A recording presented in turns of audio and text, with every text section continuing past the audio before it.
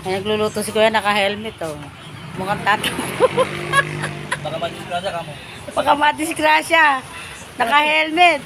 Hindi mo ka mga madisgrasya, naka-helmet. Siguro po.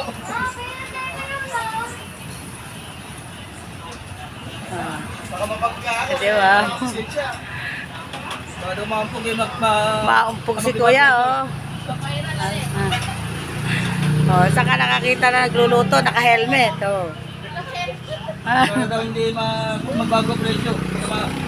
Baka mauntog mag-ibang presyo. Sa mahalin at sa tumataas ang presyo. Mamahalin.